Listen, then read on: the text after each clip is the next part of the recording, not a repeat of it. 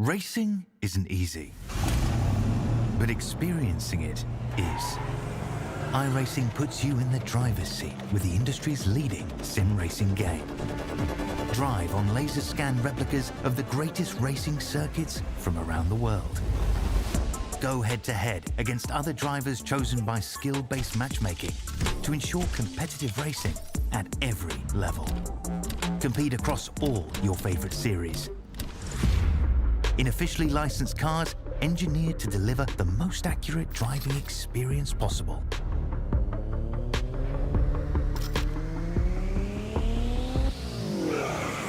Join a race or host your own with players from across the globe. Race against the computer or in a league with friends. Feel the thrill behind the wheel.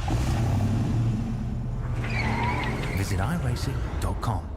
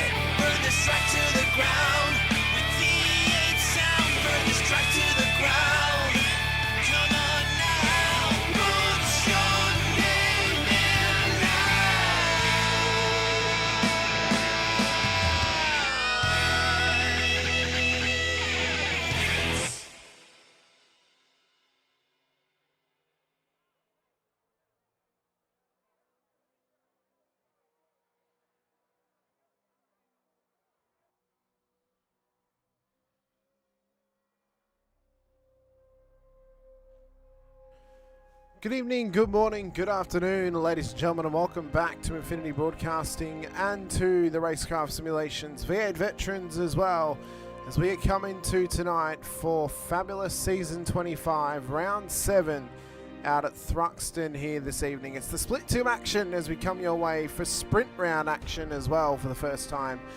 A little over a year.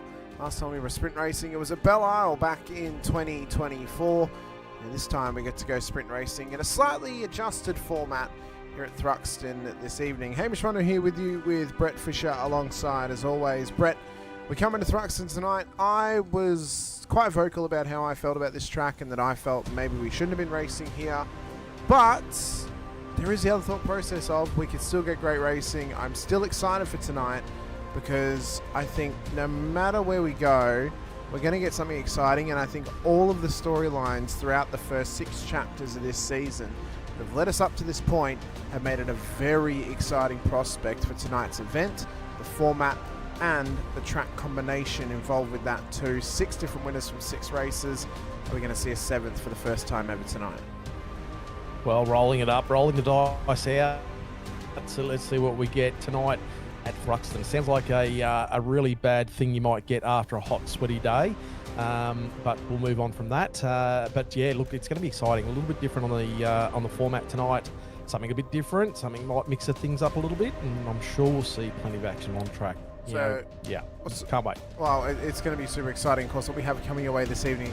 Right now, drivers are qualifying at this stage. That will qualify them for the qualifying race this evening. So how qualifying works is drivers are setting qualifying times. The top 10 from the qualifying results will then actually get inverted for our grid for the qualifying race this evening. It'll be 14 laps.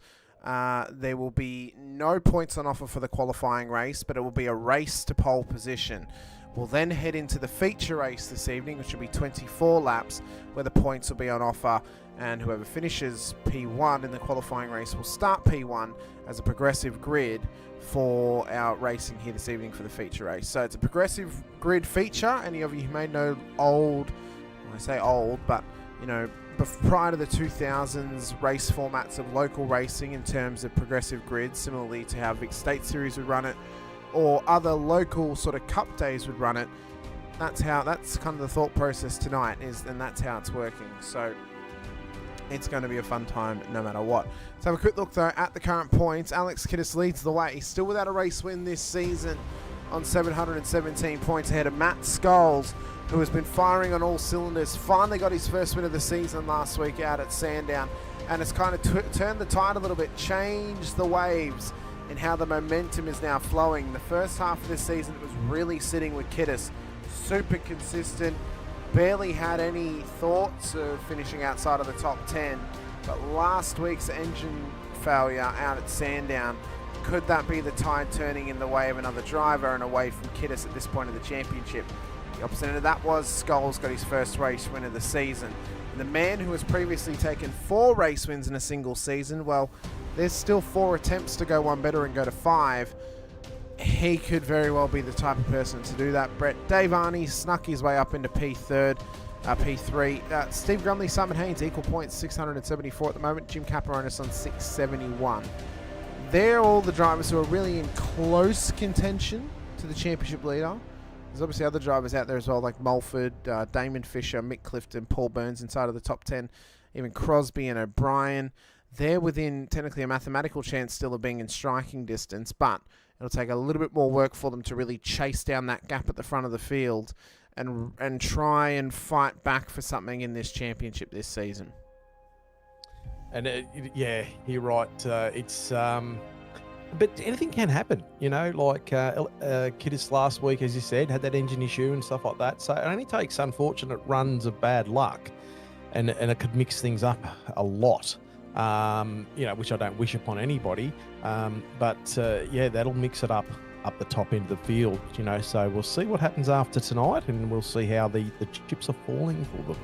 There will indeed. There could be opportunity for some good gains here this evening, depending on how that momentum swing is going and which drivers it is favouring all throughout the evening as well. Those points too, they have got 2 rolling drop rounds appointed to them at the moment, but those after this week will automatically be applied to the points on Sim Race Hub, so it'll actually make our job a little bit easier in terms of properly determining where drivers do sit. Those are unofficial points at this stage. As we have a quick look in though at this circuit up in Thruxton, is one of the freshest UK circuits to come into the iRacing service as well.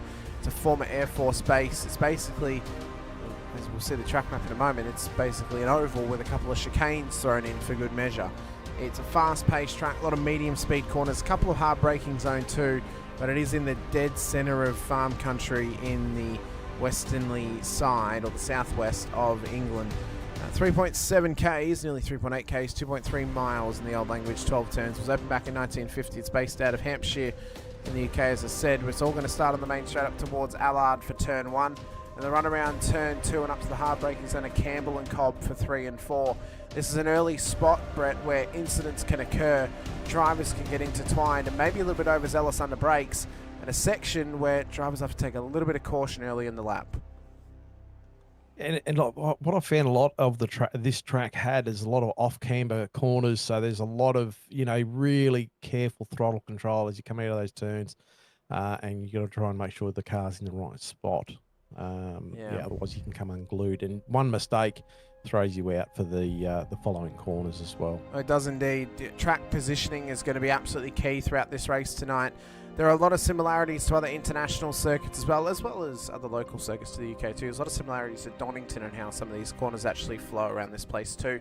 If you can make it through Campbell and Cobb, you then head up towards Seagrave at turn 5, and then the run around the fast-paced turn 6 at Noble, and then the fast-paced Goodwood at turn 7 as well, up through Village towards Church at turn 8, through Brooklands at 9, and then to the braking zone of 10, 11 and 12 at Club for the final chicane. This is arguably the toughest part of the whole circuit, especially in the supercars, Brett. Very, very easy to get off tracks through this section, and a section of track where drivers are going to have to take some caution and could be an early spot for some incidents in the race, or at least a continuous spot for incidents in the race if drivers are not careful. One other point they're going to be careful of too is the pits. The pit entry is right on the exit of turn 12. Pit exit then is right on the exit of turn 1. But it's a very short pit lane, and drive-through penalties are not going to get handed out tonight. If you feel or if race control feel you've earned a drive-through, you're more than likely actually going to get a stop-hole penalty because of the fast-paced nature of the pit lane. It only takes about 10 to 15 seconds to traverse through it. So it's a fast-paced circuit. It's going to be a fast-paced sprint of racing here tonight as well. It's going to be a big test for these drivers throughout the evening. Test for the drivers and test for the cars, and yeah, it's going to be a bit chaotic. I just have a feeling in my waters. And what kind of waters are they, Brett? Currently at the moment, Captain Morgan and Dry Ginger Ale. Oh, the best of waters out there. the only water in my drink is ice. Trent Allen out there saying surprisingly a really fun little track. It's a great little track. Yeah. I am of the opinion, though, at least leading into this race, I am of the opinion, though, that it is a track that suits those slower paced cars, your TCRs, your GR86s, MX5s, Formula Fords, Formula 4s as well, SFLs, stuff like that. I think this track really, really suits. Whether it suits the supercar, I think that may be setup based. If it does or not, time will tell, though, how true to terms it is if it does suit it. But, you know, we're going to be in for a fun night no matter what. Yeah, and there's a few corners where there's multiple different lines too. You know, so that really throws another thing into the mix too. So, well, apparently it was never agreed upon actually by all admin that stop holds would be given. So, I thought that it was a thing, but apparently not. So, thanks for the update though. Tim, I'm sure that would have actually been quite confusing to us if anyone did get a drive-through tonight and be like, well, we said this. But Jim Caperonis, though, has managed to find himself in the lucky position of pole position here tonight. I think there's been a little bit of strategizing around qualifying to get the cars down into P10 to try and get the pole position for this race. So Caperonis starts pole ahead of Steve Grumley. Scott McKenzie, Ron Allen then start ahead of Damon Fisher and Michael Jones. Shane Randall, Paul Burns start ahead of Tim Mulford and Matt Scholes. So they were the 10 fastest drivers in the session. They've all been flipped around. So Scholes did put the car on pole, but of course he goes back to P10. By way of the inversion. Mark Houghton, Craig Friend then start for the top 12 with Andrew Hoffman, Matt Stoyles ahead of Bruce Tannick, Mick Clifton, Simon Haynes and Dave Arney for the top 18. Brett Fisher, Pete Baxter will start ahead of Scott West and Jeremy Bush, Rick Viger.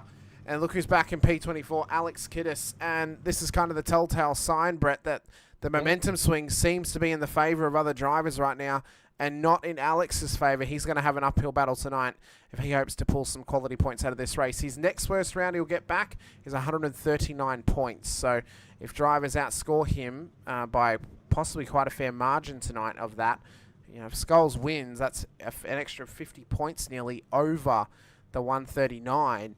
He'll easily get in the lead of the championship over Kiddis. Todd Duggan, Peter Latham will then start ahead of Derek Lovegrove, Tony Chapman, Brett Horsell, Brett Taylor.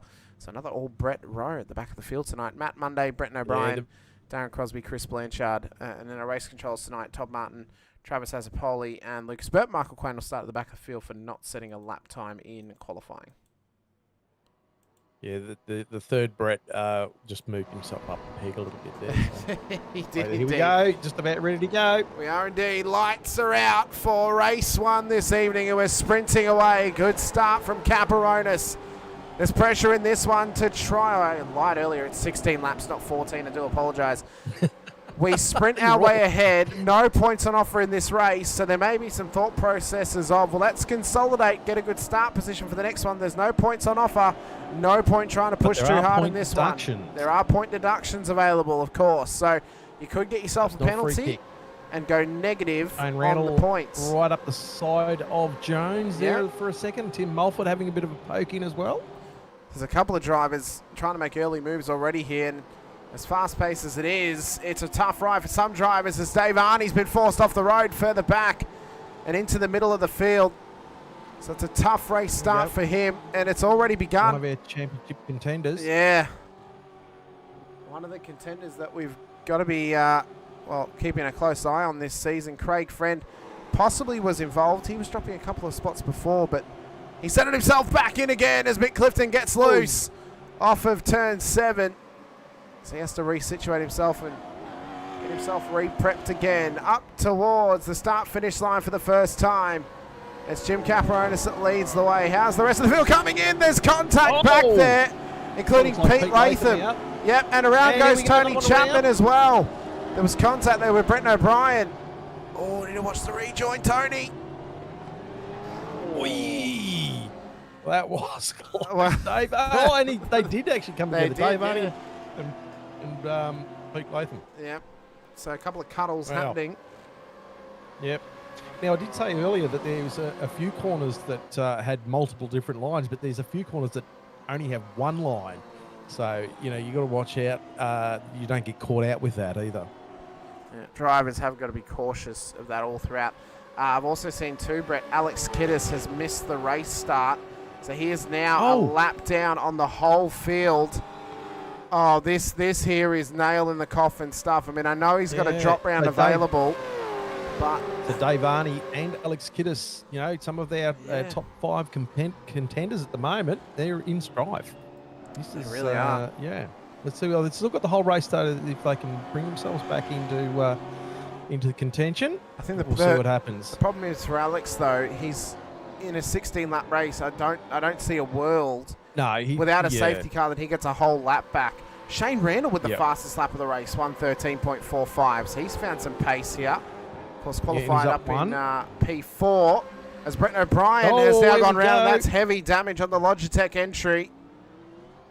Yeah, I've seen that happen a lot in practice too. The car just getting over those ripples and just too early in the throttle, back steps out and the car just gets way too excited. Oh, Ron Allen with a slowdown. That's tough to traverse for some drivers through 2, 3 and 4. But they've settled back into their rhythm now as well. So someone back there, I think it was someone Mark was just had an off track there, Horton. Yeah, Houghton. And he's just letting Matt Stoyles go by. These guys are battling away, but it's heating up for everyone. But another struggler tonight, Simon Haynes, qualified P17. He's up 4 already. He's got a bit of work to do here, Brett, if he wants to try and find some good gains and get some good points on the board for himself, especially with Grumley up the front of the field and Matt Scholes having to work through it too. Yeah. We'll see whether he's sort of going to capitalise on that great race he had last week too. We see Damon Fisher up in 4th spot as well. So let's see, he's qualified quite well there. Damon with arguably one of the best drivers of the season last week out at Sandown. I mean, that was an incredible drive from Damon. And completely well-deserved driver of the day last week as well. Jim's doing well tonight, though, on the pole and running forward. But well, obviously with the inverted grid, I mean, these guys, obviously Jim qualified in 10th, I'm assuming. Yes. And so Damon would have qualified in 6th to throw them up, but still in the top 10. So still showing that they've got some form. And Jim is no slouch. We know he can drive, and we not that long ago he had that win where he was just pulling away from everybody. He controlled the field completely. Is this what we're going to see in this race? Well, it would reignite his championship just that little bit more once again. As we said, coming into tonight's race, we're 6 from 6 thus far for a second season in a row this season it's gone Steve Grumley, Trent Allen, Tim Mulford, Jim Caparonis. And then it was Bruce Tannick, Matt Scholes. Those are our 6 drivers who have won a race this season. So could we get a second or a 2-time winner here tonight for the first time in season 25? It'll be the first time 2 seasons in a row we've gone, if we do get a 2-time winner tonight, it'll be the first time 2 seasons in a row we've gone 6 from 6 in the first 6 rounds, and then I had a double-up winner in round 7. Just to give you a little stat on that one for you. It is becoming a little bit of a, if we do get a 2-time winner tonight, we could start looking at curse territory for the 7th round. And at the moment too, we've obviously got our other stats too that we run off too, Brett. The fact that round 3 winner has won every title in Split 2 for the Gen 3 era. Well, of course, Tim Mulford won in round 3. He needs a real heavy momentum swing the last half of the season. If that was going to hold with him as Randall's run wide. Randall did lead off there. So Mulford comes past him. Michael Jones wants to go at him too. Towards turn 10, 11, and 12. There's some tough little nuances on this track that if you step out of line, you really, it really throws you out. It throws you flow out. So you make yourself very vulnerable in certain sections. If you make little mistakes here and there. Well, so I see Bruce Tannick up 5 spots at the moment as well. He's done well. He's up into P10. I've got an interesting stat for you too, Brett, as well. And this kind of gives you the idea of actually how consistent and good Shane's Split 2 seasons have been. This season, currently right now, he has yet to get a top 10 finish. Yep. This has been the longest run in his tenure in Split 2 that he's gone in a single season without getting a top 10 finish since his first season in Split 2. Yeah, right. Now, he's been out of Split 2 for 2 seasons when he went to Split 1. Every other season he's been in Split 2, and this is the longest he's gone without a top 10 in a single season. Yeah, wow. Yeah. But I think that's contributed to how close the racing is. Yeah, for sure. I think it was... has there been a form of bad luck in there? I think so. I think Sandown, he had great pace, but obviously he was taken out by FPS issues. Belle Isle was probably his best chance of the whole season to get one, but it kind of got destroyed before it even started. Yeah. If he could pull this off tonight, it would be better late than never, but he would hate to walk away from Thruxton still without a top 10 finish this season. Because he has been a long-standing, for 3 seasons in a row, he has been the best of the rest. Season 24 and season 23, he was the 6th seeded driver in Split 2. It's ridiculous the sort of consistency that he's had. Now, does cricket season possibly have an issue or have a reasoning behind why he's giving up some points? Quite possibly, yes. So we'll see how he does in the early portion next year as well. Battlers, though, are still happening. I will say as well. Yeah, Jim just pulling. Don't try and direct us, please. We're trying to build law in here, and if you would like to do that, you can go broadcast it yourself. Thank you. Mr. Caparonis, though, is battling away here with Steve Grumley at the front of the field and Scott McKenzie. Great effort from Scott tonight. He's really been improving this season, Brett. He's doing very, very well at the front of the field at the moment. He certainly is, yeah. And we're talking about battles there. So like Scott down back in, or Scholes, just Tannick, Bruce Tannick. Bit of contact with Hoffman as well. This has gone a bit wild here. It has indeed. Haynes got around that nicely, just went to the grass, and he's got through there unscathed at this stage. So now contact with Baxter as well. Oh, it is really heating up back here. Wow. Pete Baxter now having to pick up the pieces. Oh, and he's just gone round again. Oh, that is heartbreak for Pete. Absolute heartbreak for Pete. And now you're wanting to go at him here too as well, Brett. Having a little dip here. Yep, having a little dip. Had a bit of pace there. I don't think I quite got this done though. Just hung up the outside. Not my normal line through there. There's so Mr. Weston Fisher behind us. Oh, I just got through on the outside there for a brief second. Let's tuck it back Weston's again. right there as well, so he's just sitting in the box seat waiting for something to happen. He's waiting to pick up So the he can pieces pick if up he some possibly crumbs. can. Yeah. We are quickly Yeah. surging through this race, though. I mean, we're lap 9 of 16 at the moment. Drivers are battling here, they're everywhere. Paul Burns is down 1 at the moment. Randall's down 1. Allen's down 3. They're battling up hard for position 2. Of course, top 3 are still fighting away. Grumley's now taking the lead from Caperonis, so that's a good go there from Grumley. One of the championship contenders this season. It's been very strong in the races that he's participated. And what an enticing finish to the season we could be getting here, Brett. If the likes of Grumley and Skulls are at the top of their game, because they're 2 of the best we've seen compete in Split 2 as former champions. I see Damon brought up on the back of the pack there as well, but still there's still battles. Randall, and Skulls. There's a battle pack there. Tannick and myself and Weston still going there. Bush, Duggan.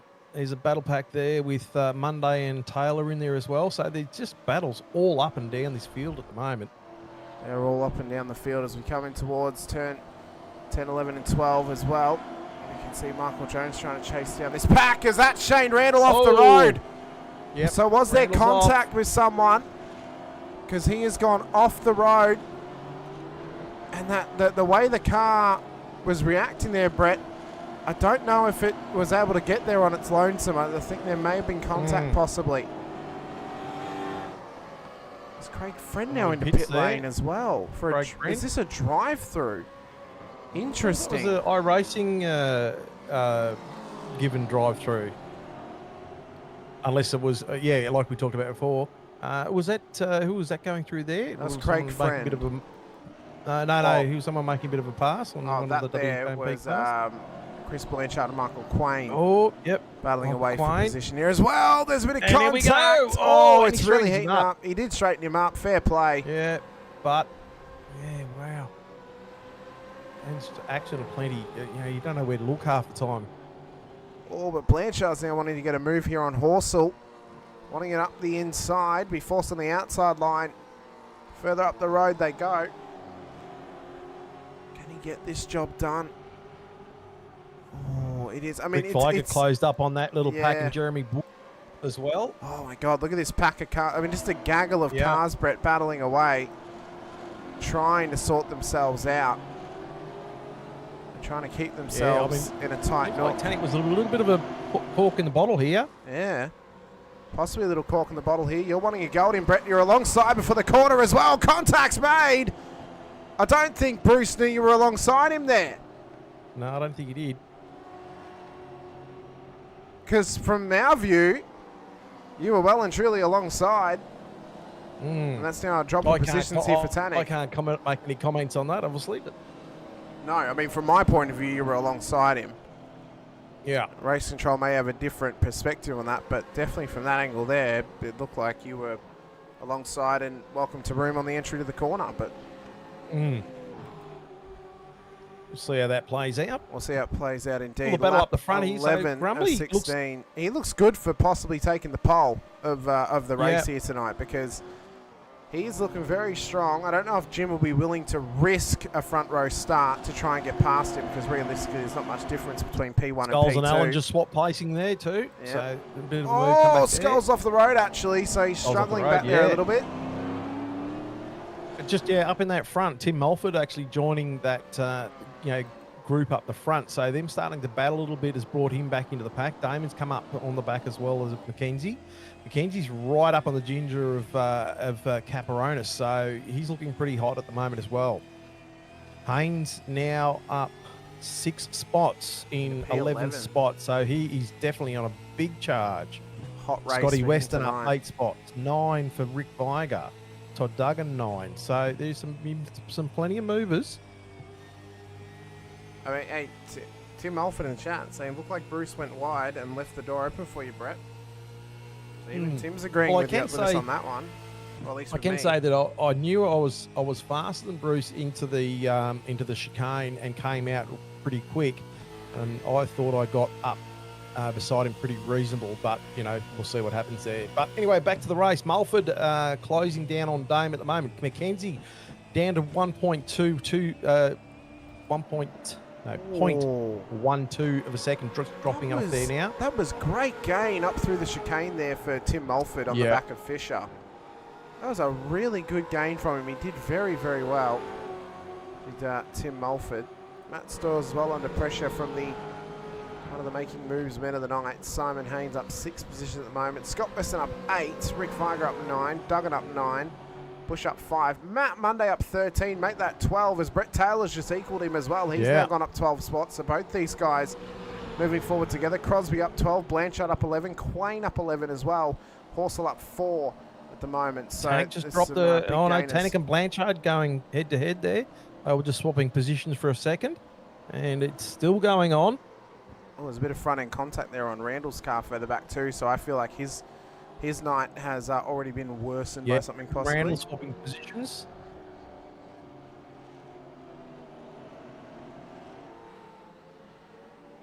So 13 laps of 16 laps complete. Oh, wait. Oh, no. There's been a bit more issue here. I think we've just missed it there. I think the pack then just got a little bit feisty through turn 4. Oh, here we go. Bruce Tannick and Blanchard going head to head.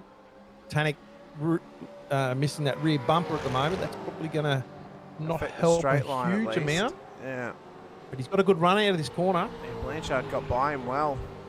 Tucked up in front and now takes the position for Bruce Tannick. So Grumley's got a 2-second lead at the moment over Jim Caparonis.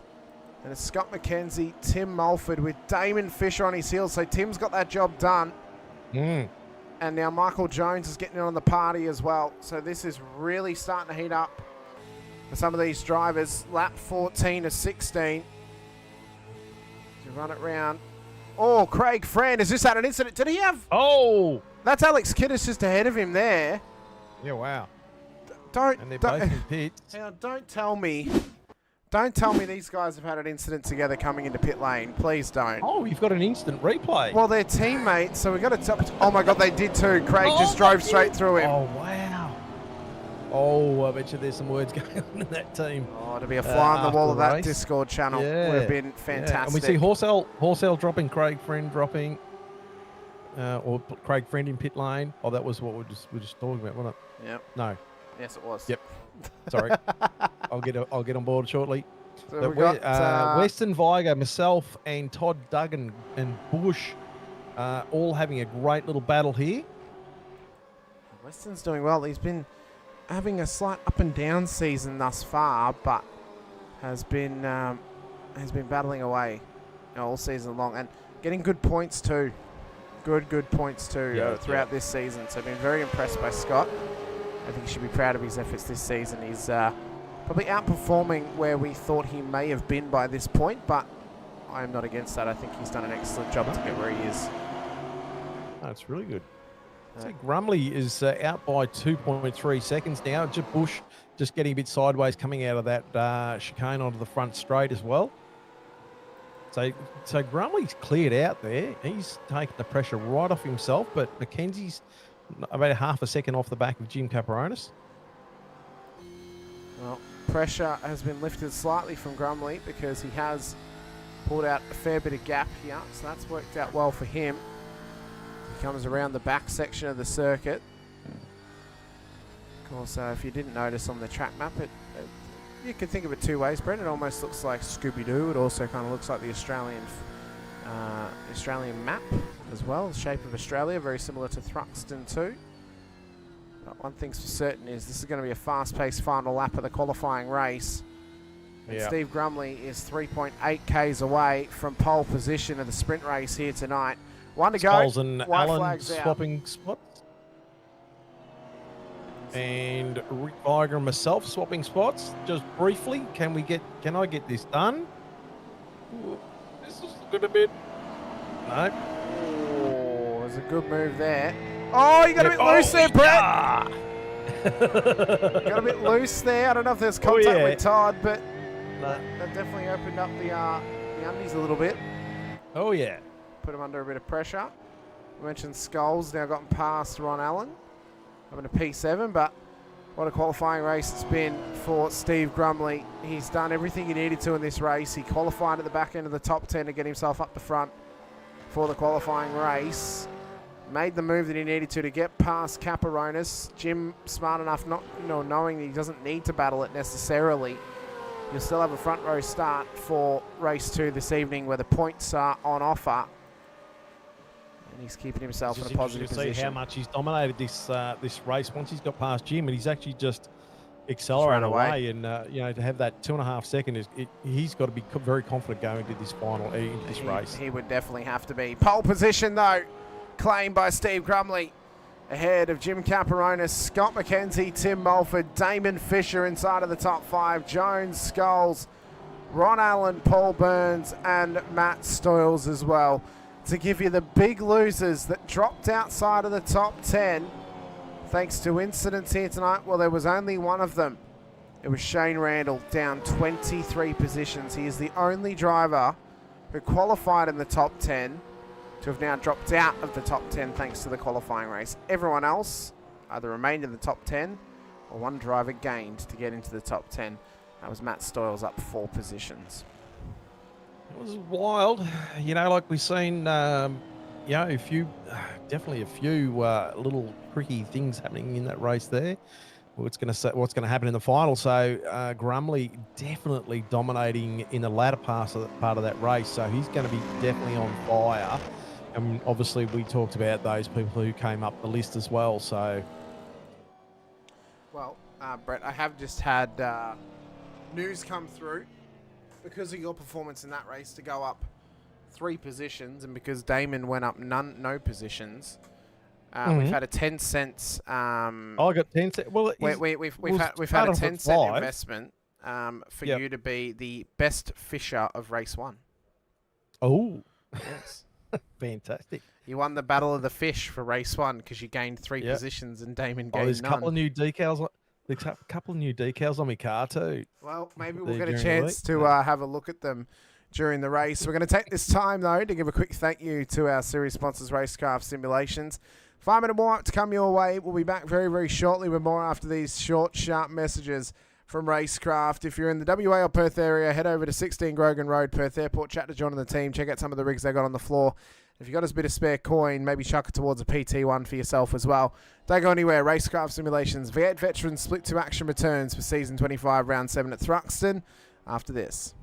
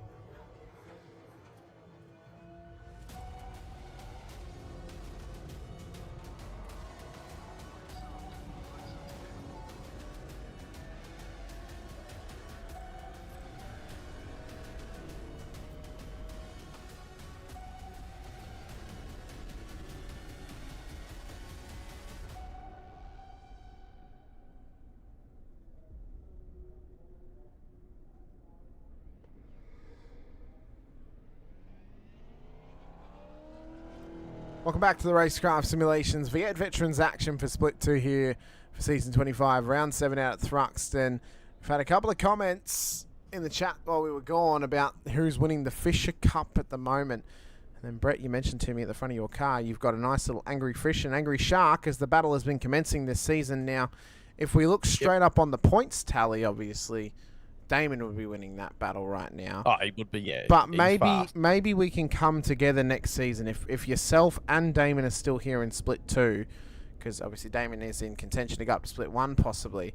If you're both in Split 2, maybe we run an aggregate of, you know, how many positions gained you get, where your average start is, your average finishing position, and try and put it all together and come up with a calculation of who truly is the better fisher based on how they perform against themselves. So how you perform against your aggregate versus how Damon performs against his aggregate next season.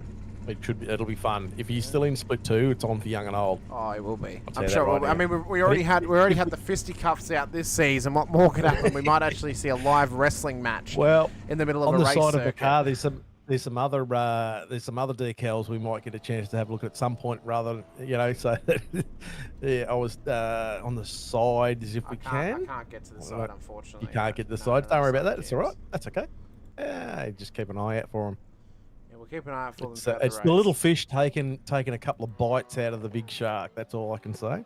So, what can Alex Kiddis now do in this race, Brett? Because he's already given up mass positions. He finished last place in the last race, so he'll start last in this one with only 24 laps to try and get up to a position worth more than 139 points. With his closest competitors at the front of the field tonight, Steve Grumley starting at the top end, Matt Skull starting up there too. What more can he do? I mean, he is going to have to drive one of the probably most exceptional races we've ever seen out of anyone, and he's got to try and do it in 24 laps. It almost seems impossible, but chaos could cause carnage, and carnage can give us something special. Who knows what's going to happen? But starting grid for tonight's race, though, will be as follows. Steve Grumley will start pole position ahead of Jim Caparonis on the front row of the field. Scott McKenzie, Tim Mulford will then start ahead of Damon Fisher, Michael Jones, Matt Scholes, Ron Allen, Paul Burns, Matt Stalls then for the top 10. Simon Haynes, Andrew Hoffman will then start us in the 6th row of the grid. As we move back to Scott Weston, Rick Viger, Todd Duggan, Brett Fisher, the top 16, Jeremy Bush, Brett Taylor, Matt Monday, Darren Crosby ahead of Derek Lovegrove, Chris Blanchard, Bruce Stanek and Dave Arney for the top 24, Michael Quain, Mick Clifton, Brett Horsell, Tony Chapman, Pete Baxter, Shane Randall, Peter Latham, Brett O'Brien, Mark Houghton, Craig Fred, and Alex Kiddis in P35. There's work to be done for the championship leader. What more can he do here this evening? And for Grumley and Caparonis and Mulford and Scholes, it's a second win on the line as the points-paying race 2's underway. Lap 1 of 24. Caparonis got the jump away early on Grumley. They're going to go side by side up towards turn 2. Who is going to make it through cleanly? It's Grumley this time. Can Caparonis come back at him? Mackenzie and Mulford putting pressure on each other early here as well. As we run it up through turn 4. There's been contact in the background. It's a massive stack back there. Multiple cars around, including Bruce Tanek and Brett O'Brien, as well as Scott Weston and Andrew Hoffman trying to sort themselves out. Pete Latham's off the road too. Pete Latham off there as well, yeah. Yep. It's early carnage. Early carnage. Lovegrove. Pete Latham destroyed his front left-hand wheel too. Yeah, that car's not looking very pretty. Nah. As Grumley leads us through. If there's an early safety car in this race, we could see some dice rolls. Caparonis, though, putting some pressure on Grumley here. I was going to say, Caparonis would want to try and get... Bruce not moving there. Caparonis would have wanted to try and get in front of Grumley there to try and, you know, just hold him off for a minute, knowing the fact is that last race he was just dominating. Well, Bruce Tanek has not moved, and everyone else is coming across the line at the moment, so we could see a safety car here. Done. Yep. And I think we are indeed about to see the Racecraft Simulations safety car. There's a couple of drivers coming in, including Mick Clifton and Shane Randall. So a bit of a dice roll here. Of course, it's not going to count as a CPS, but they got nothing to lose. They're at the back of the field. Could be good free gains here. O'Brien's in too. Yeah, Obviously, exactly. he was involved in that lap 1 incident, but it's a free stop. You may as well take it. Yep. He's going to close the field up again. And as I was saying before, whether Jim can sort of try and get in front of Grumley or not, we'll see how that goes. Because I think, you know, Grumley being where he is, I think if he stays out in front, we might see a bit of a whitewash and him take control of this race. But we'll find that out. A lot of hard racing still to go. We're only on lap 2 here. Well, there's plenty of time for it to happen. So the important things to remember here. So obviously we've had a safety car called before the end of lap 1. So this is now extended out the CPS period tonight. Normally the CPS period would begin at what would be the end of lap 2. So as you come around to complete lap 2, that is the first possible chance you can come in and have it count as a compulsory pit stop. 4 drivers have just come in under lap 1 under their own power. So Shane Randall, Brenton O'Brien, Pete Latham, and Mick Clifton as well. For some of them, this will be tactical because they know it's a free stop. They've got nothing to lose. They're at the back of the field anyway.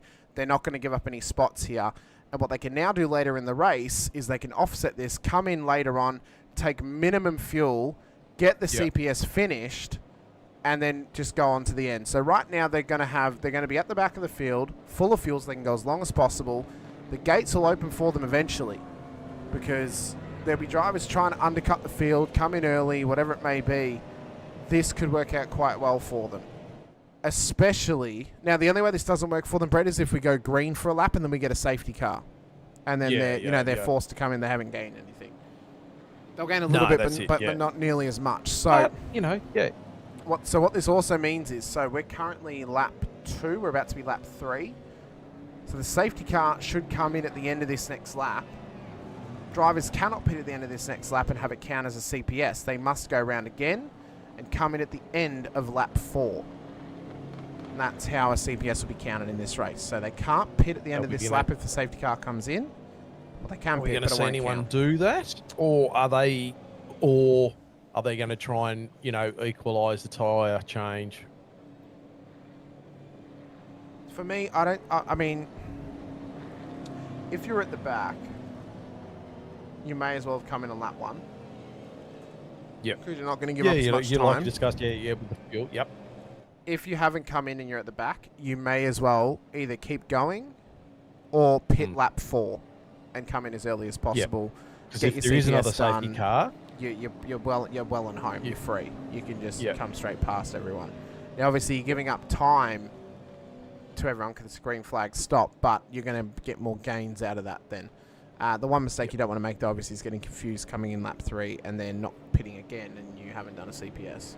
That would be the scenario you don't want to put yourself in here tonight. So, but the CPS rule's been around for a long time, so drivers should be well aware of how it works by now at this stage of the season. I would hope, at least. Maybe a little bit of understanding, maybe to the newer drivers. Like Tony Chapman, for example, he hasn't actually experienced a lap 1 safety car before, so he may not be fully aware of how it works. But the drivers have been here for a long time, should understand it by now, and should know exactly how they can strategize around this. And isn't it also, if the leader crosses the finishing line to start his second lap, that will count as a pit. That will count. Because the safety car won't pick him up. Yeah, it's if they've called it. Yeah. If he's already passed the pit lane, but if it is a lap 1 safety car, but he's already passed the pit exit, you still can't pit at the end of lap 1 because it would still never count. You'd have to pit at the end of lap 2. Yeah. But the way that they confirm it is when you've completed a green lap, is when it is considered. So yeah, Tony Chapman. That's all right, Tony. Everyone's here to learn. You'll get there, Tony. You'll get there. You're very, very fresh. You're a baby in terms of We're all learning. Your vet's history. So, there's still time to learn. Safety cars in pit lane, though. We're about to go green flag running once again here at Thruxton at the completion of this lap. As long as the safety car is not called, we will get CPSs available to us. So, lap 4 has begun. I don't know if anyone's coming into pit lane just yet, but Grumley is still pushing along. Caparonis Hasn't quite gone with him. Craig Friend is in pit lane. And Kiddis is in too. So this could be a little mistake from these boys if they don't pit again. And don't realise that they need to pit again too. So for Grumley, it is control of the field. And look at this, Brett. For the first time, I think, possibly this season, our whole podium at the moment is built up on previous winners this season. Grumley, Caperonis and Mulford. So we could be in for our first repeat winner. We could be. If any of the top three keep going away. So Mulford's actually cut off past Mackenzie. We know Mackenzie had a great run last one. But Mulford in that qualifying race was on a charge and he moved up quite well. So what I think we moved back. What I think the important piece of information we need to remember as well is, Brett, so strategy is going to be key tonight, and actually when you come into pit lane, especially if it is a green flag stop, you don't want to come in and end up buried in the traffic as Simon Haynes coming in now. Right, yeah. So Hainesy has now done a CPS. He's finished. No CPS, First green lap has finished as Andrew Hoffman is off the road down the last corner.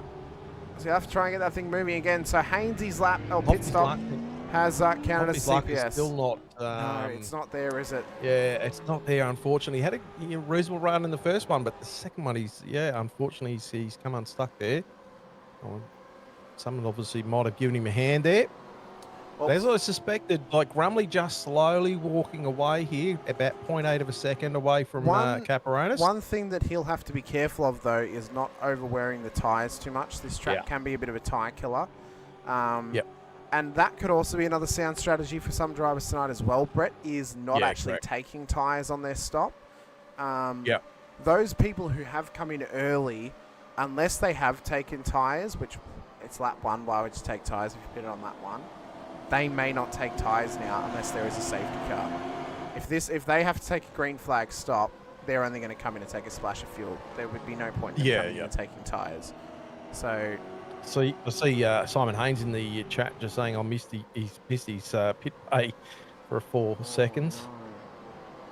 So yeah, we can see it on the clock actually. 13.87 on our timing indicates that. He actually hasn't taken tyres either. He's only taken fuel.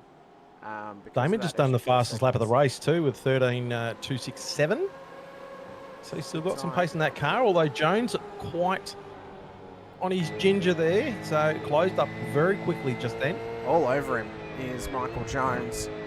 Starting to put pressure here on Damon Fisher. There you see Matt Scholes lurking in the background as well. And that is a driver who is back onto his best form. Here's Mr. Matty Scholes. There's a lot of on fire drivers at the moment. Like any of these drivers at the moment could just all of a sudden turn the heat up. Well, the irony isn't lost on me here, Brett, so if we were to leave tonight, right, so let's say it ends in the form of Alex Kiddis doesn't pit again, he gets disqualified, so he gets no points. He gets back his 139 from his previous drop round. Steve Grumley... Matt Scholes just takes the fastest lap of the race. Matt Scholes, good pace there. It's actually a good little segue. Wouldn't the irony be the top two of the championship of being Steve Grumley and Matt Scholes? Matt Scholes, who won a title in what was season 1 of 2023. 2024. And Steve Grumley, who won his title in season 4 of 2024. Wouldn't there be just a little bit of irony about that? The season 18 and season 21 champions leading the title race, both going for their second split 2 championships. Only happened one time prior. That was Rick Sibra. Oh, Scholes underneath Jones. Just had a little bit of a poke in there. He's just starting to Scholes poke the nose a little pace, bit. obviously. And he wants to try and get this move done if he can. But he will be happy just to sit here for the moment, control the tyres, control the fuel burn, and maybe try and get this job done in pit lane where he can pit early, get into clean air, try and force his way through. As we can see, Tim Mulford is getting quite feisty further up the road. He wants a move on Jim Caperonis, who right on board with Scott McKenzie. And Mulford is feeling comfortable tonight. He is really gelling well with this circuit. Scholes in pits.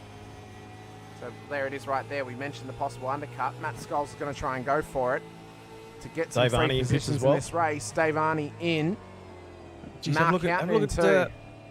Mulford, like just taking that little bit slightly different line, having a bit of a Bo Peep. Let's see what he's got around here. Cuts a lot of curb.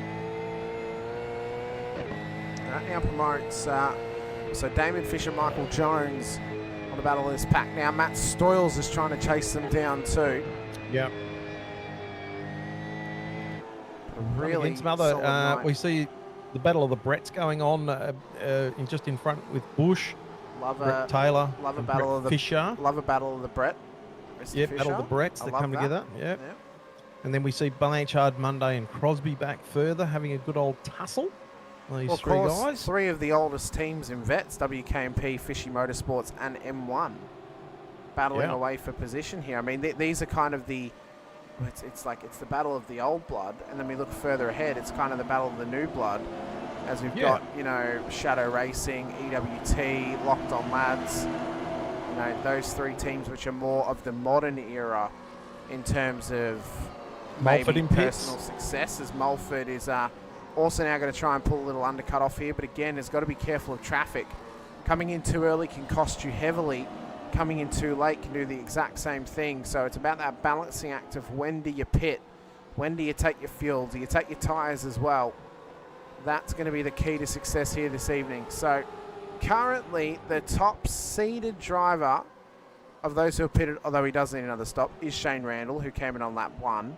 Tim Mulford is in the top seeded of the other drivers who have taken a legal pit stop in this race. So Mulford, Scholes, Haynes, Arnie, Brenton O'Brien, Mark Houghton, Mick Clifton, Peter Latham, and Andrew Hoffman are all those who have taken what is considered a CPS here this evening. So the others who have pitted need to do another stop to get their cars home and be classified in this race to not be disqualified.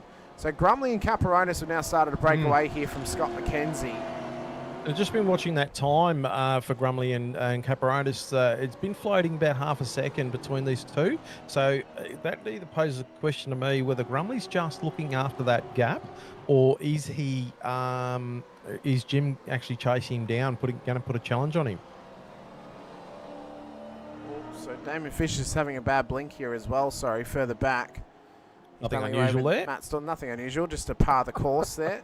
But I mean, if Jim's going to want to get this done, Brett, I have a feeling that he may try and strategize around this more so than want to race Grumley for position. Yeah. So I think if Jim's going to do it, he's going to do it where if he was able to save a lap of fuel under the safety car, and he knows that he's dropping now though less. too. Like he's just dropped 4/10 in half a lap there. So I wonder whether he's just cooked the tyres just a touch, or Grumley's just turned on the heat a little bit, because he was within 5/10, and now he's about 4/10 back. So from what we've seen as well, so Michael Jones has got past Damon Fisher. He's now on the back of Scott McKenzie and putting pressure on him too. So good pressure here from Michael. He's had some quality finishes this season. Some odd strategy calls, it must be said, but some of them have paid out for him quite well. Damon's now into pit lane. Yep. And wanting to undercut some of these cars. Hopefully for him, this is a solid pit stop and he can get out as quick as humanly possible to get that car home. 10.58 seconds was the pit stop time for Damon Fisher, so that's pretty on par the course there to get the car home, although a little bit less than what Scholes and Mulford took. So yeah, right. Maybe needing a little bit of fuel saving to get that car home, possibly. Western and Lovegrove just coming out of pits now, so they've just done their stop as well.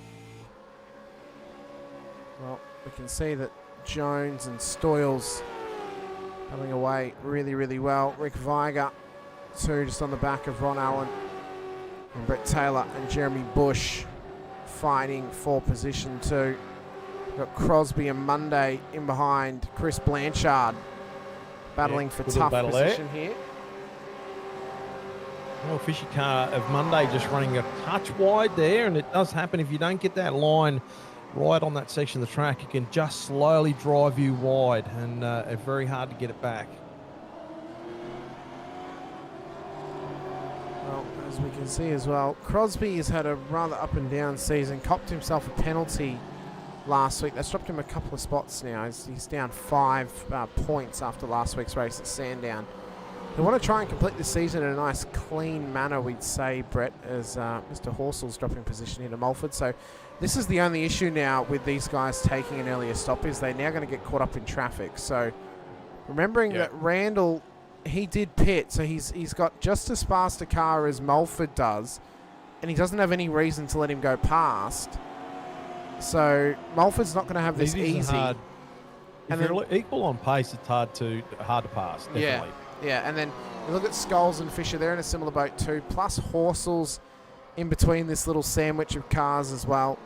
So this is where pitting that little bit earlier can cost you just slightly if you haven't called it correctly at this point of the race. But, you know, I think if you're Mackenzie or Jones or Capronis or Crumley, you just keep going on at this point. You just keep pushing on, go until the fuel's nearly out, because you're not actually losing much time until you actually catch the lap traffic.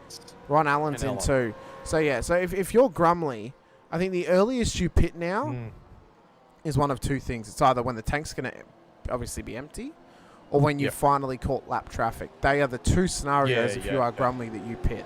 There's no point coming in earlier because you'll bury yourself in the traffic. So, yeah, and the later you leave that, the more chance you're going to be further up that pack and you know, not being held up like you're saying. You know, so you've got that choice of being on slightly grippier tyres, coming out lighter fuel loads, and probably a better opportunity to have a go. Well, talking about having a go, Skulls on Randall. Yeah, Skulls is pushing hard here. Try and get this car past Shane Randall, who will probably look to go as long as possible here. So that actually helped them because Brett Horsell came into pit lane and got out of this battle pack. So that has helped the world of Fisher and Skulls and Stoyles just a little bit. We'll see how long it takes Skulls to get past Shane, although Shane probably a little bit down on pace compared to Skulls, but he did have good pace in practice and in qualifying as Skulls comes there. past. He's going to go past. Yep. Is he? Oh, yeah, he does. He's going to slightly push Randall wide. I think Shane, from the looks of it though, Shane gave it to him in the end, and I think you'll probably give this up to Damon because he doesn't need to hold them up at this point of the race. He's just wanting to get into a nice battle and push on for the rest of the period. You're in pit lane, Brett, with Matt Monday as well, so you guys will drop outside of the top 10. But you've done well to get to this point of the race. The gap on Jim Caparonis and Grumley is out to nearly 2 seconds now, so Jim's definitely falling off there. But I'll tell you what, Jones hasn't let up on the back end of Mackenzie at all. He's trying to take chunks out of that thing. Well, he's all over him like milk on cereal. He is not letting him get anywhere here, Brett. And Michael Jones is putting so much pressure on the back of the Festive Foods entry of Mackenzie. They continue to battle away for position. So we've got about 10 laps to go when we cross the start-finish line. When do these front runners come into pit lane? Do they go as long as possible, or are they going to try and split the race in pretty much 60-40 and have the 40% towards the end of it? Looking at that time with Jim, I'd say he's used up his tyres. Well, he's in. And he's in, yeah. Yep. So that's probably a good call from Jim. You'll get fresh rubber on the car. It's kind of equalised the race a little bit. He won't have as much tyre wear at the end of this one. But Grumley's doing well here to hold track position, hold pace, but actually not wear these tyres out too much. He's actually tyre managing very, very well, it seems, because the car's not looking squirmy. It's not really reacting in any way that says that he has got poor tyre wear at the moment. He is just chilling out, running along, and just trying to spread out this gap. And at this point, if he's driving like this, Brett, I don't know if anyone out there could beat him tonight because he's looking very strong. Yeah. Look, you know, the pace he had in that last race, the qualifying race, and what he's shown so far tonight, you know, and the way Jim was falling off in that latter part of that stint shows that he's really looking after the tyres, as you just mentioned. Oh, Todd Duggan has been off the road down there. Duggan. Yep. That's big damage on the Nova Sim Sports car. Yeah. As he just gets it going once again. And it'll be a long road back to pit lane for Todd. Steve Grumley's coming in. Grumley in, Mackenzie in. Jones is going to go another lap.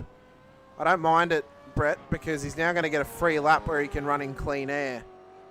Yep. So that could be good strategy in the battle with Scott Mackenzie. Vigers kept going. Bush, Taylor, Does Baxter keep going? He does. Quain. Oh my God, this is really heating up back here. And this is now the problem for Caperonis and Mulford. Because these guys have been caught up in traffic. Same for Skulls and Fisher. Quain has become a real cork in the bottle as there's contact with Caperonis and Skulls. And Fisher has to try and avoid it. Yeah. As Quainie's getting loose through there. Yes. Now, I know that I know that it's obviously all intensifying here, Brett, and everyone's battling for position. And these guys are all battling for position. It's a short, tight race circuit. If you're someone in the position of maybe Michael Quain or Shane Randall, do we maybe, if it's heating up like that, there's like 4 cars around, do we just get out of it, maybe? Yeah, look, I mean, yeah, if it was me and I was, like knowing those guys are quick and you're just going to force errors from yourself or somebody else. Yeah, possibly. I mean, look, everyone's got different views on that. Some people say racing's racing, I've got a right to be, where I am, blah, blah, blah. But sometimes you sort of like, if you're going to put your own race in jeopardy, to salvage anything that you might get, well, yeah, is it worth it? So, well, what all that has done is it's meant that Grumley's kept the lead. Mackenzie's now taken P2 and Tim Mulford is corrected P3.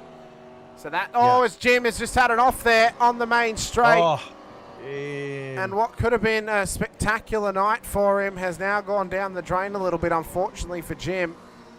Hart has to go out to him. He has to wait for the whole train to come past before he can rejoin the circuit. We're going to see another safety car? Running, he's just waiting. No, here we go. Yep.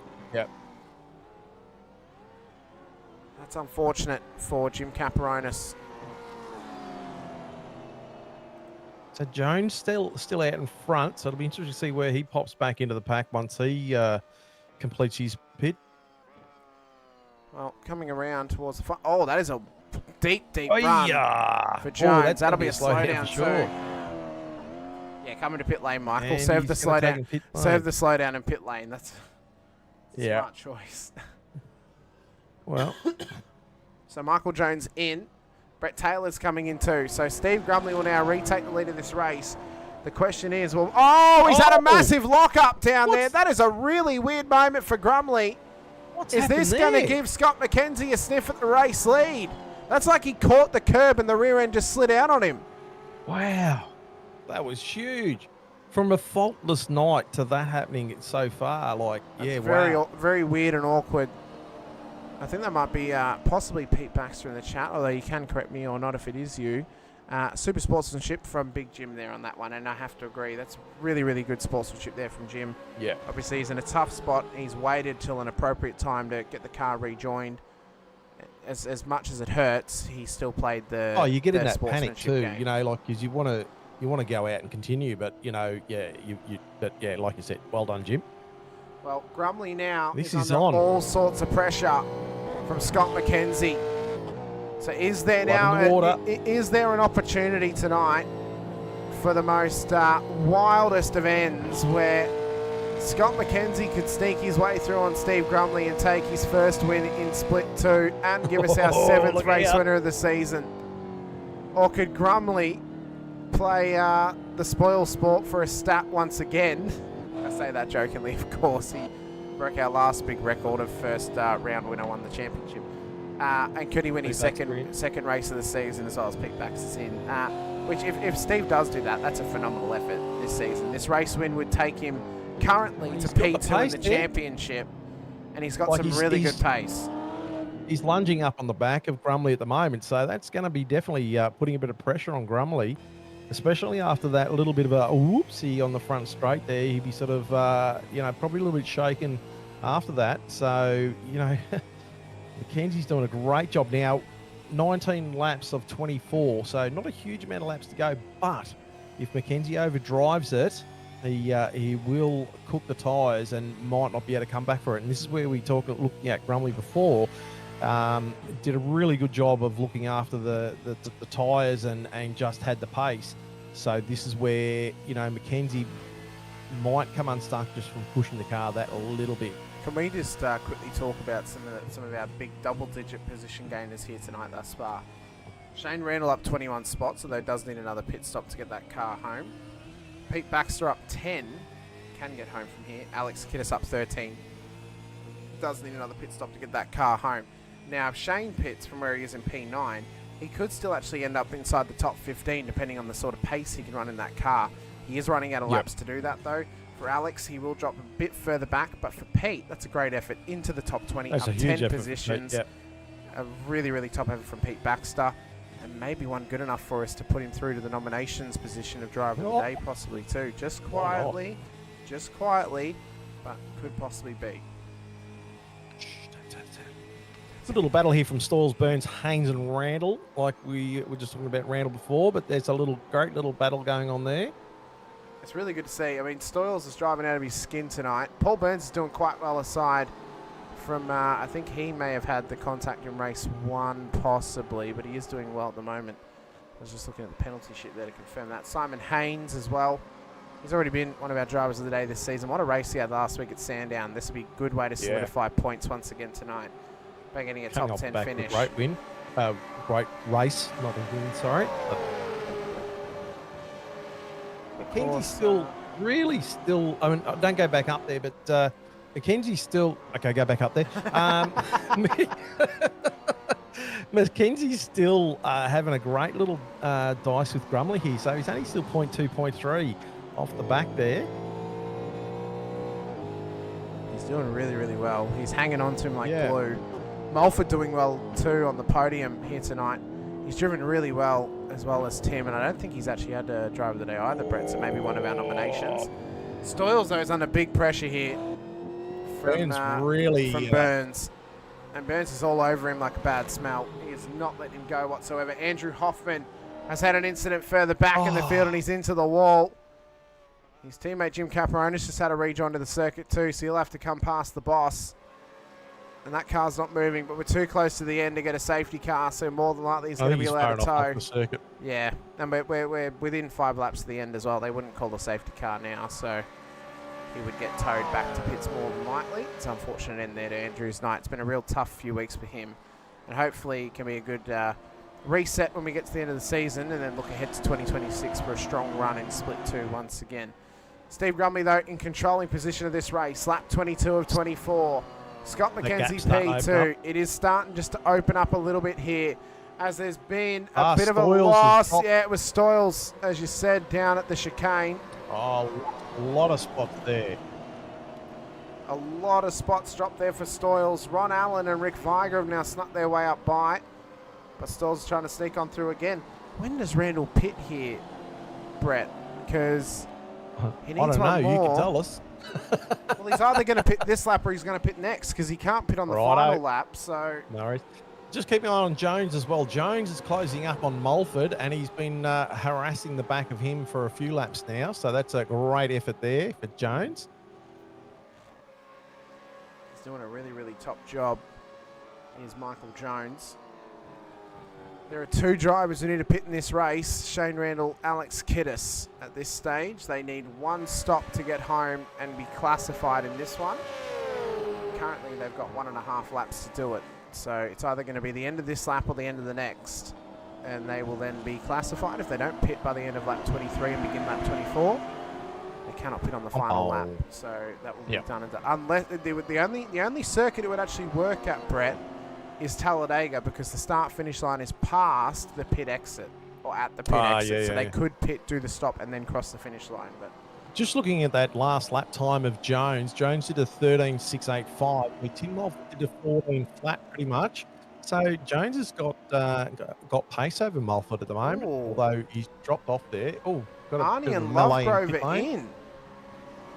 This is very weird. Have they underfueled their cars because of the safety car, possibly? Yeah, possible. That's a possibility. That is very, very weird.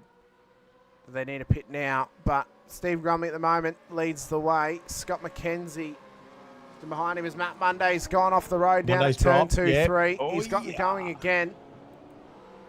Haynes on the back of Randall. Very close. All over him. Yeah. Is Haynes going to put a move on Randall, like you're saying before? You know, does Randall's still got a pit? Oh, he's letting him and go. There he goes. He's just released him. I think So that's probably the telltale sign that Randall's coming in this lap. Yeah. So he's got Damon in behind him as well. Oh, yeah, Dave was 1 lap short. He's just confirmed for us. Thank you, Dave. So Randall into pit lane. So he comes in for his final stop. How's the dice roll pulled off for him? We'll have to wait and see. As Chris Blanchard and Jeremy Bush have had a contact at the final corner. Yeah, that's going to be nasty, Blanchard. Oh. We got to watch Kiddis. Is Kiddis going to come in?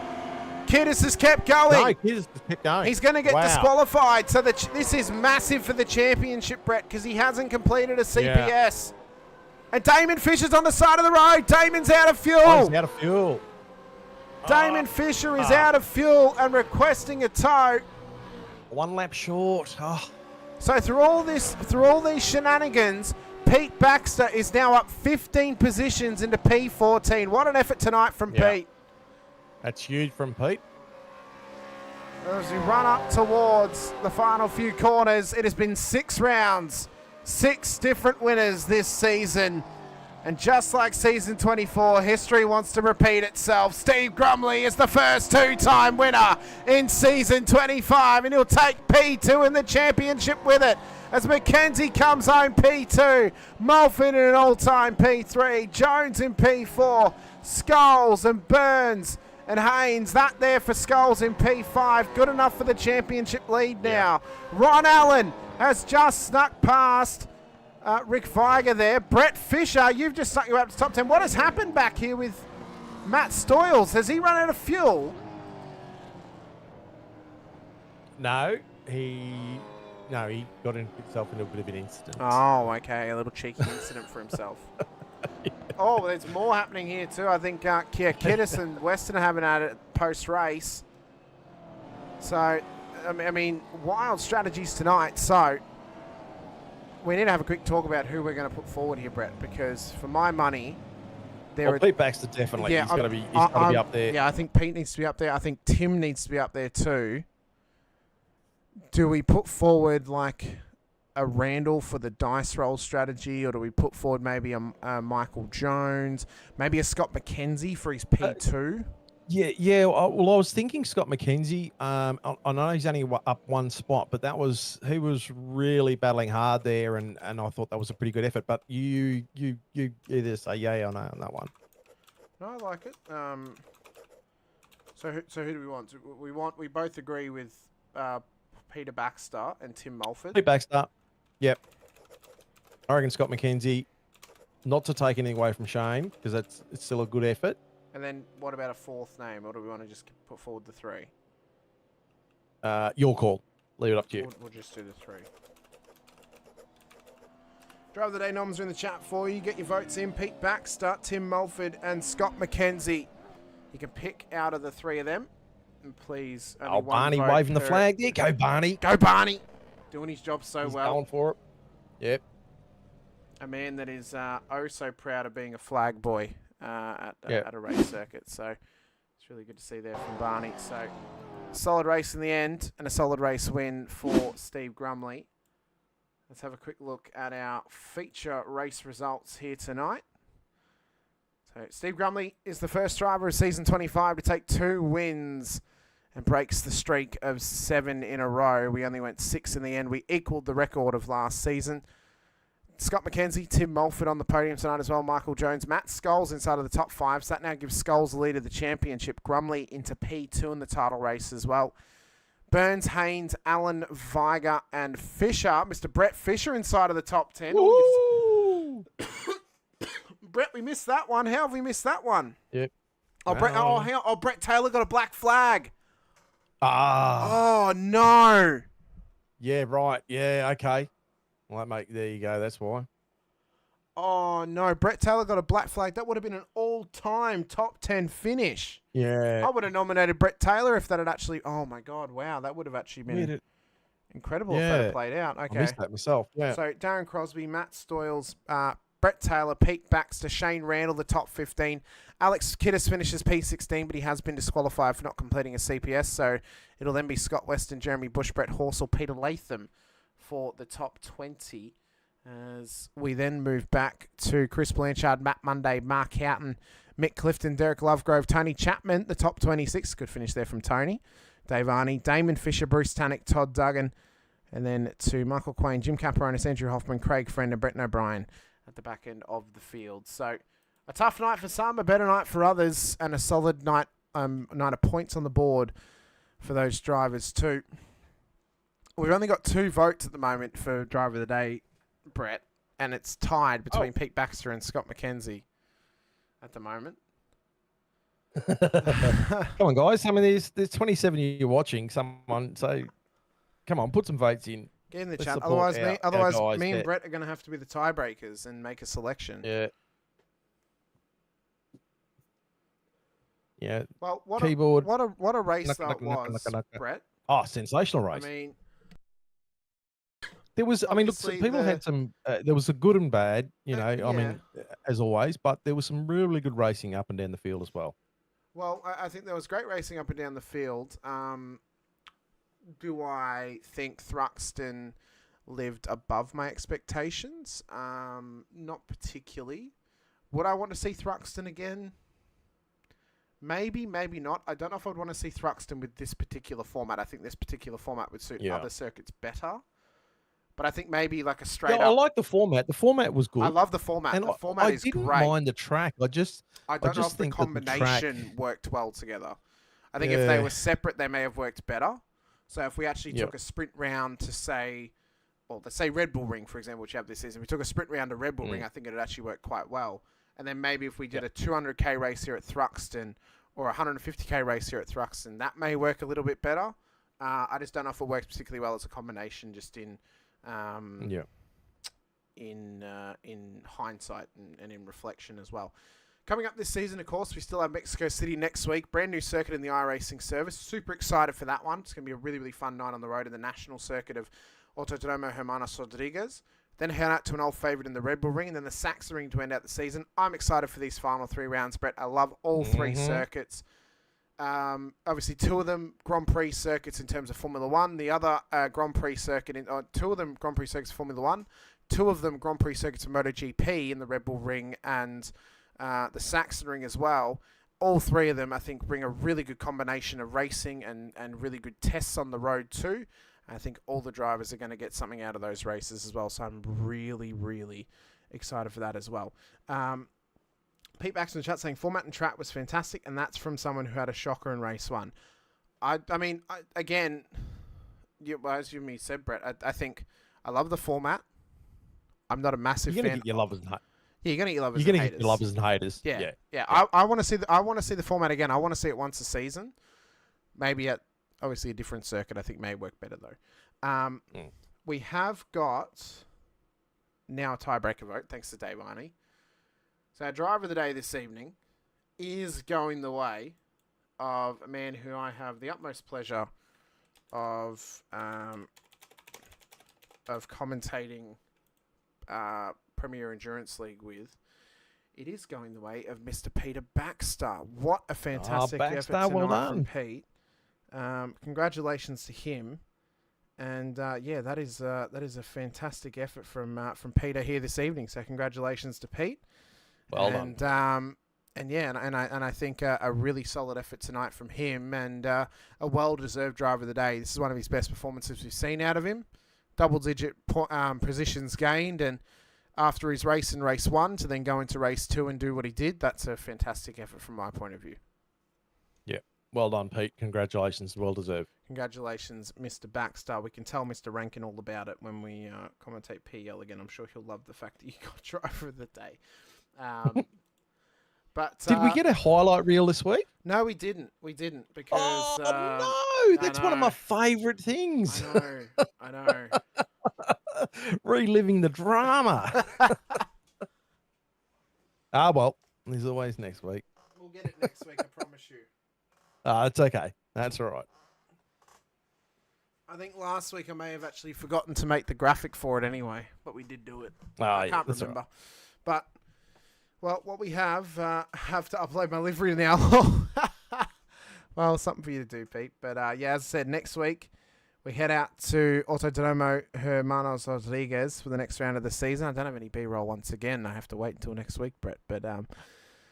What's going on? No B-roll. I know. No, recap. What's going on? What is this shit show? I know I don't know. It's gone off the rails a little bit, but You'll be right. But no, but a massive thank you to everyone who's joined us here tonight once again on both the V8 Vets channel and the Infinity Broadcasting channel as well. We want to give a big shout out, of course, to this series sponsors, Racekraft Simulations, the title sponsors, Logitech G as well, Parramatta Isuzu Ute, Play One Sim Gear, Nova Sim Sports, Südspeed Gloves, LGC Images, and M1 Used Cars for the Driver of the Day award. This week it has gone the way of Pete Baxter. Next week it could go to you. Next time out, we will be going racing at Autodromo Hermanos Rodriguez for Mexico City at the National Circuit. So it's going to be a fun time on the road for us next time out to experience Mexico for the very first time here in the Veterans. If you're watching on the Infinity Broadcasting channel, hit the like button and subscribe to the bell icon too, so you're notified whenever we go racing on the channel. Next coming up on your docket on that channel over there, Monday night, 7:50 p.m. Australian Eastern Daylight Savings Time. We go racing with VRS Porsche Cup Series action. Myself and Brett O'Brien in the booth for that, as we'll be going racing out at the Autodromo Internacional Algarve for Portimao in the next round of that season. And then starting on Friday night, the playoffs for the Rod Knott Cup begins as we go racing out at Texas Motor Speedway once again. The top 10 had their points reset. We'll knock 3 out before we head out to round 2 of the playoffs in 2 weeks' time. Please, Burrito. please. Burrito. Nacho. Nacho. Enchilada.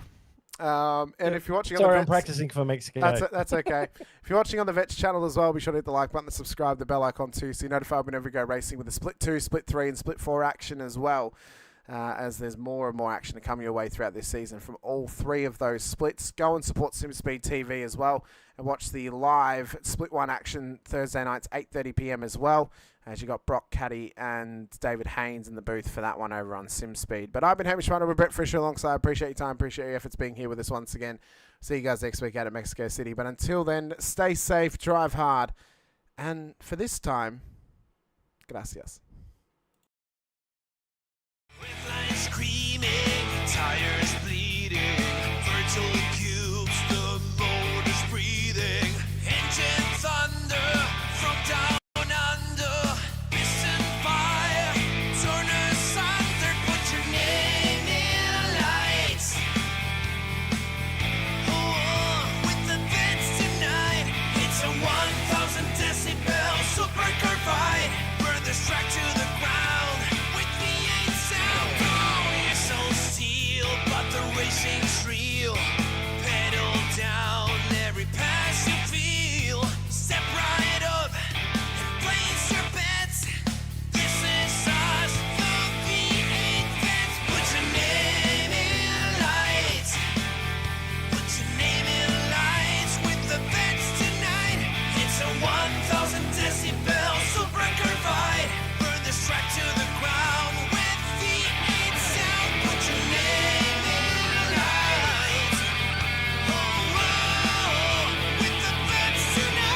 It's a 1,000 decibel supercar fight. Burn this track to the ground with V8 sound. Burn this track to the ground. Come on now, put your name in lights.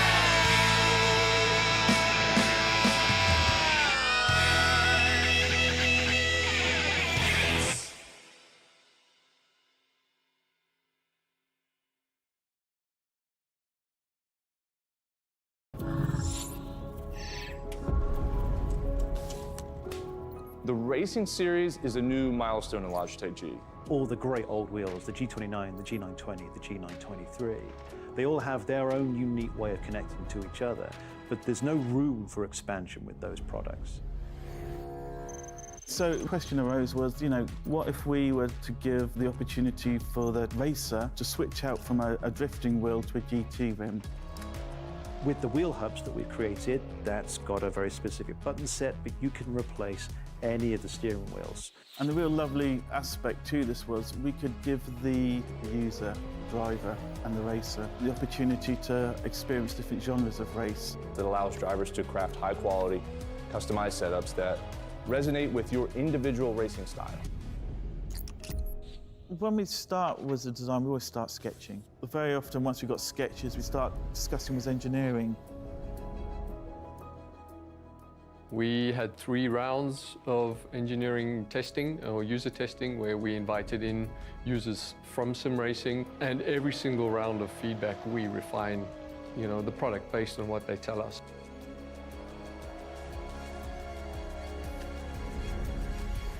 In the sim racing lab, again, we're going to use data to really analyze what a driver needs. We've used everything from eye tracking to the inputs from the pedals, the inputs from the, let's say, input devices, the wheel and the pedals, the shifter. We're taking that and we're compiling it so that we can build different products based on those individuals' needs for all consumers and all drivers. I don't know of anyone else in the industry that's actually doing this kind of research into their products to see how their products are affecting performance of their users. We've built the product to make sure that it's as reliable as possible.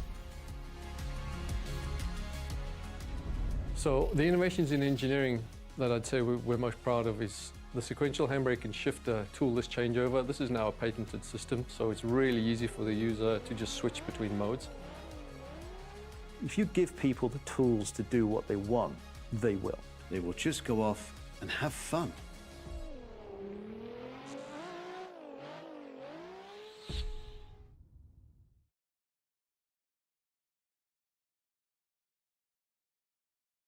Introducing the Racekraft PT1, custom-built full chassis racing simulator.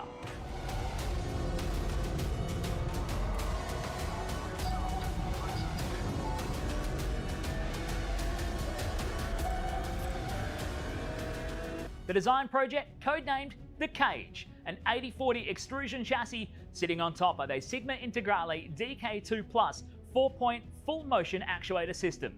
No compromises in the cockpit of the PT1 simulator. To maximize the experience, we start with the 49-inch ultra-wide monitor for the greatest field of view in a small footprint of the simulator, down to the SimuCube wheelbase that's tucked up and behind the monitors with SimCore extensions to get things out of the driving area.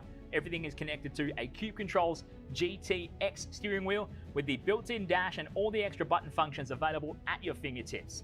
Driving through the Raceworks S1 pedals, the potentiometer throttle and the 2 hydraulic pedals for brake and clutch ensures you maximize the feel underfoot, and seating yourself into an OMP HTER bucket racing seat with OMP belts connected to a G-belt tensioner to provide that extra feeling and the heightened experience while you're driving.